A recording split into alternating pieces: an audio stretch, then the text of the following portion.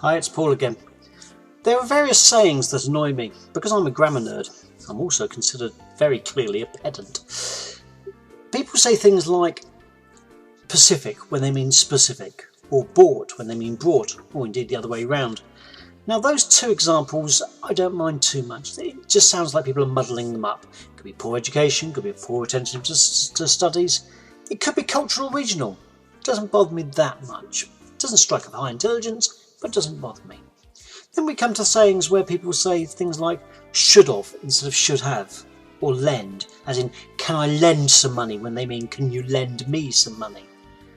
Now these definitely seem cultural regional, and when I lived in Hull I certainly heard them more. There are, however, sayings that really annoy me. Literally. If someone has said you had just literally died laughing, you wouldn't be around to say that you had. Do not use the word. Literally means it really happened. But my latest bugbear, and the thing that annoys me the most, it's a common British saying, but really it's a saying that's been perverted. And that expression is can't wait. I can't wait for this film to come out. I can't wait to see you. You can't wait. What are you going to do? Have you got a working time machine and know how to work it? It took the doctor he's got 2,000 years of experience and he still can't operate it correctly. Okay, his might not be working correctly. Do you maybe have a working stasis booth like Red Dwarf? And you're going to miss the next period of time until this film comes out or whatever? No? No. Now let's see what the alternative is. You haven't got a working time machine. You haven't got a stasis booth. What are you going to do? You're going to kill yourself? Surely not.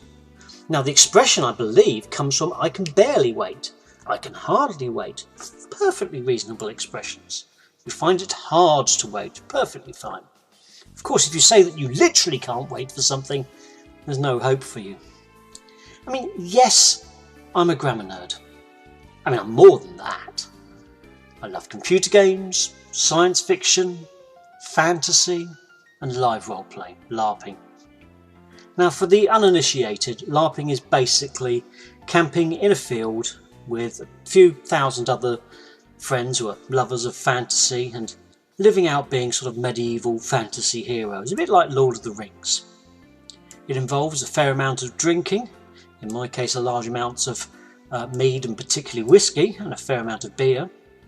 A fair amount of fighting, and we generally use replica type weapons and armour to a degree.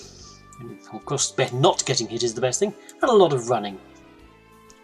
But when it comes to grammar, remember never to say that you are running in a campsite. It's always that you were running. Past tense.